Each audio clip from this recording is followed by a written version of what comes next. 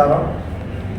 ఈ యొక్క విలేకరుల సమావేశంలో భారతీయ జనతా పార్టీ పట్టణ అధ్యక్షులు కిరణ్ గారు, అదేవిధంగా మాజీ అధ్యక్షులు సీనియర్ నాయకులు బ్రహ్మానంద గారు, అదేవిధంగా ఎస్సీ మోర్చా రాష్ట్ర మాజీ ఉపాధ్యక్షులు పరశు వెంకటేశ్వర గారు, అదేవిధంగా ఓబీసీ నాయకులు తిరుపతిరావు గారు, మన యువమోర్చా సుభాష్ గారు, ఇక్కడ విచ్చేసినటువంటి ఎలక్ట్రానిక్ మీడియా, ప్రింట్ మీడియా సోదరులందరూ కూడా, ఈ రాష్ట్రంలో రాజకీయాలు ఏ విధంగా ఉన్నాయో, ఏ విధంగా జరుగుతున్నాయో కూటమి ప్రభుత్వం వచ్చిన తర్వాత మనందరం కూడా గమనిస్తే ఒకసారి అనేకమైనటువంటి విషయాల్లో రాష్ట్ర ప్రభుత్వం అభివృద్ధి దిశగా వెళ్తున్నటువంటి పరిస్థితి మనందరం కూడా గమనిస్తున్నాం.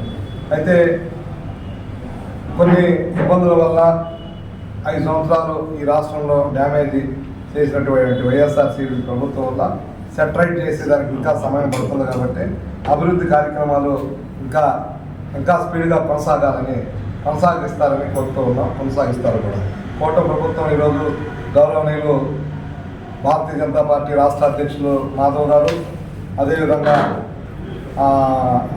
జనసేన అధ్యక్షులు మన రాష్ట్ర ఉప ముఖ్యమంత్రి అయినటువంటి పవన్ కళ్యాణ్ గారు, అదేవిధంగా రాష్ట్ర ముఖ్యమంత్రి వర్యులు తెలుగుదేశం నారా చంద్రబాబు నాయుడు గారు, అనేక మంది ఎమ్మెల్యేలు, మంత్రులు అందరూ కూడా, అనేక మంది ఎంపీలు అందరూ కూడా ఈరోజు విస్తృతంగా ఈ యొక్క రాష్ట్రంలో పనిచేస్తూ రాష్ట్రాన్ని ఒక దశ ఏర్పాటు చేసే దిశగా ఈరోజు ముందుకెళ్తూ ఉన్నటువంటి పరిస్థితి మనందరూ కూడా తెలుసు.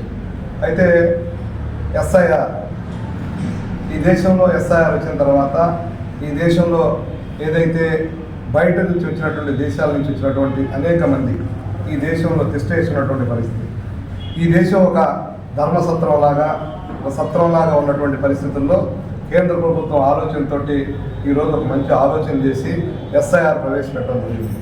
ఈరోజు ఎలక్షన్ కమిషన్ ఎస్ఐఆర్ ప్రవేశపెట్టిన తర్వాత ఎస్ఐఆర్లో ఎలక్షన్ కమిషన్ తీసుకున్న నిర్ణయాల ప్రకారం దాదాపు 22 నుంచి 25 దాకా ఏదైతే ఓటర్లు ఉన్నారో అదేవిధంగా వాళ్ళందరూ కూడా సరిచేయడం, అదేవిధంగా 2018 సంవత్సరాలు నిండినటువంటి కొత్త ఓటర్స్ని జాయిన్ చేసుకోవడం, ఈ ప్రక్రియ ఎవరైతే ఉన్నారో వాళ్ళని తొలగించడం, ఈ ప్రక్రియ కొనసాగుతూ ఉంది. అయితే మనందరం కూడా గమనించాలి, కావలి పట్టణంలో నాకు తెలిసినంత వరకు బిఎల్ఓలు కావచ్చు, నోడల్ ఆఫీసర్స్ కావచ్చు, ఎస్ఐఆర్ మీద సరైనటువంటి నిర్ణయాలు తీసుకోలేదని నా భావన. ఎందుకంటే నేను ఒక 2-3 సెంటర్లో పరిశీలన చేసిన తర్వాత ఏదైతే వాళ్ళకి ఇచ్చినటువంటి కొంతమంది ప్రెజర్స్ కావచ్చు, కొంతమంది స్నేహితులు కావచ్చు, వాళ్ళందరూ కూడా ఏదైతే 2-3 దగ్గరలో ఒక ఓటు వచ్చేసి 2-3 దగ్గరలో ఉంది. ఎలా ఉందంటే గ్రామంలో ఒక ఓటు మళ్ళీ అతని ఓటు మళ్ళీ నెల్లూరులో ఉంటుంది. అలాంటి ఓట్లన్నీ కూడా తొలగించాలి. అయితే దానికి పర్టికులర్గా ఒక కేంద్ర ఎన్నికల అధికారులు కొంత వాళ్ళకి ఆదేశాలు ఇవ్వడం జరిగింది. ఏ విధంగా అంటే సపోజు ఫస్ట్ వార్డులో ఓటు ఉంది, అక్కడ ఇల్లు లేదు, ఆయన అక్కడికి షిఫ్ట్ అయ్యి 10వ వార్డుకి వెళ్ళాడు. అక్కడ ఉన్నటువంటి బిఎల్ఓకి ఇన్ఫర్మేషన్ ఇచ్చి ఇక్కడ ఉన్నటువంటి ఓట్స్ని అక్కడికి వెళ్ళాలి. ఇప్పుడు రాష్ట్ర వ్యాప్తంగా స్పెషల్ ఇంటెన్సివ్ డివిజన్ అంటే దీనికోసంగా ఒక ప్రత్యేకమైన టాస్క్ ఫోర్స్ లాగా ఎవరికైతే ఓట్లు ఉన్నాయో ఒక్కొక్కరికి 2 ఓట్లు, ఒక ఓటు గ్రామీణ ప్రాంతంలో, ఒక ఓటు నగర ప్రాంతంలో, ఒక ఓటు ఒక రాష్ట్రంలో, మళ్ళీ ఒక ఓటు మన రాష్ట్రంలో. అలాగనే కాపురం ఒక దగ్గర ఉంటుంది, వ్యాపారం ఒక దగ్గర ఉంటుంది, ఎలా రాజకీయం ఒక దగ్గర చేస్తుంటే 3 దగ్గరలో కూడా 3 ఓట్లు నమోదు చేయించుకున్న ఘట్టాలు ఉన్నాయి. అలాగనే వలస కూలీలు అనేక మంది అనేక రాష్ట్రాల నుంచి వాళ్ళు కార్మికులుగా వచ్చి ఎంటర్ అయ్యి స్థానికంగా ఉన్న నాయకులు స్వార్థంతో ఇక్కడ ఎంట్రీ చేసి మళ్ళీ ఇక్కడ ఒక ఓటు ఉంటుంది, ఇక్కడ ఓటేసిన తర్వాత మళ్ళీ వాళ్ళ రాష్ట్రానికి వెళ్ళి అక్కడ ఒక ఓటు వేసుకోవడం జరుగుతుంది. ఇట్లా చూసాం మనం. ఇటీవల కాలంలో పశ్చిమ బెంగాల్లో మనం చూసాం ఓటర్ల లిస్టులన్నింటి కూడా ప్రక్షాళన చేయడం జరిగింది. దానిలో భాగంగా ఈరోజు ఆంధ్రప్రదేశ్లో కూడా కూటమి ప్రభుత్వం ప్రతిష్టాత్మకంగా తీసుకొని బిఎల్ఓల్ని ఏర్పాటు చేసి వాళ్ళతో పాటు రాజకీయ పార్టీల తరఫున బిఎల్ఏ 1ని నమోదు చేసుకొని వాళ్ళకి ఒక ఐడి కార్డు ఇచ్చి ముందుగా వాళ్ళ ద్వారా ప్రతి ఇంటింటికి తిరిగి డబల్ ఎంట్రీని తొలగించడం, కొత్తగా ఎంట్రీ కావాలనుకుంటే కొన్ని ఆధార్ కార్డుల ఆధారంగా కానీ, లేకపోతే 10th క్లాస్ మార్క్ లిస్ట్ ఆధారంగా కానీ, లేదా మనకి ఏదన్నా ఐడెంటిఫికేషన్ కార్డ్స్ కంపల్సరీగా ఉండాలా. ఇక్కడ ఒక్కసారి ఎంట్రీ అయితే ఆధార్ కార్డు కొడితే వాళ్ళ ఓటు ఎక్కడున్నా ఇండియాలో ఒకే ఓటు ఉండాలా అనే ఒక ప్రతిష్టాత్మకమైన నిర్ణయాన్ని భారత ప్రధాని నరేంద్ర మోడీ గారు తీసుకోవడం. దాన్నే ఈరోజు ఆంధ్రప్రదేశ్లో కూడా రాష్ట్ర ముఖ్యమంత్రి వర్యులు చంద్రబాబు నాయుడు గారు కూడా ఈ నిర్ణయాన్ని తీసుకొని ఈరోజు సర్ పేరుతోటి రివిజన్ చేస్తూ ఉన్నారు.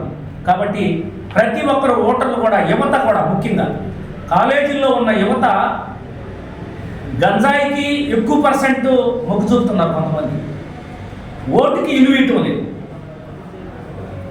పెడదో పడుతున్నారు యువత. అట్లా కాకుండా మిమ్మల్ని మీరు గుర్తించుకొని మీకు తగిన గుర్తింపు కావాలంటే ఈ భారతదేశంలో ఒక ఓటర్ అయి ఉండాలి మీరు. కాబట్టి యువత, ముఖ్యంగా కళాశాలలో ఉండే యువత కానీ, గ్రామీణ ప్రాంతాల్లో ఉండే యువత కానీ ఓటుని జాగ్రత్తగా చేర్చుకొని, జాగ్రత్తగా మనకి ఎవరైతే ఈ దేశానికి ఉపయోగపడతారో, ఈ దేశం కోసం, ఈ ధర్మం కోసం పనిచేస్తారో, ఈ రాష్ట్రాన్ని సమగ్రమైన అభివృద్ధి కోసం, సంపూర్ణమైన అభివృద్ధి కోసం పనిచేస్తారో ఆ రాజకీయ పార్టీకి మనం ఓటేసుకోవాల్సిన అవసరం, ఈ యొక్క ఓటు నమోదు చేయించుకునేటప్పుడే డెసిషన్ మేకింగ్ ఉండాలని చెప్పి భారతీయ జనతా పార్టీ తరఫున మేము కోరుకుంటున్నాం. కాబట్టి రాష్ట్ర వ్యాప్తంగా జరుగుతున్న దాంట్లో భాగంగా మన నెల్లూరు జిల్లాలో కావలిలో కూడా ప్రతి ఒక్కరు కూడా ఓటు నమోదు చేయించుకోవాలని, ప్రతి ఒక్కరు ఒక ఓటే ఉండాలా, రెండో ఓటు ఉంటే చట్టరీత్యా నేరం అని చెప్పి కూడా ప్రభుత్వం నిర్ణయించింది.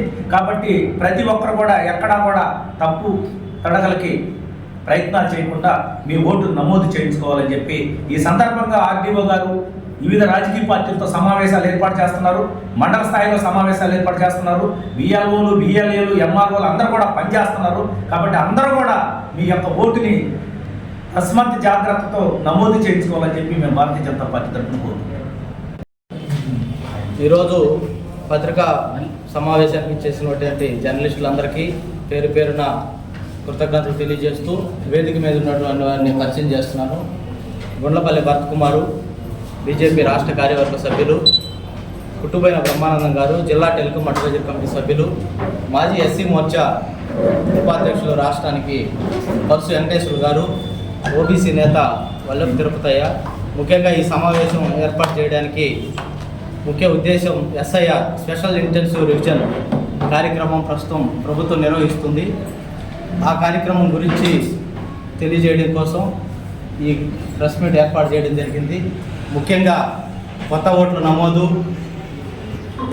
డబుల్ ఎంట్రీలు తొలగింపు, చనిపోయిన ఓట్లను తొలగింపడం, మొత్తం మీద ప్రక్షాళన, ఓటర్ లిస్టును ప్రక్షాళన చేసే కార్యక్రమం కేంద్ర ప్రభుత్వం ఆధ్వర్యంలో ఎస్ఐఆర్ నిర్వహించడం జరుగుతుంది. మా అన్ని ప్రాంతాల్లో కూటమి నాయకులు భారతీయ జనతా పార్టీ, తెలుగుదేశం, జనసేన అన్ని రాజకీయ పక్షాలు కూడా బిఎల్ఏ 1ల రూపంలో ప్రక్షాళనకి ప్రభుత్వానికి సహకరిస్తున్నారు. వాటన్నిటి మీద మన నాయకులు తెలియజేస్తారు ఎస్ఐఆర్ గురించి.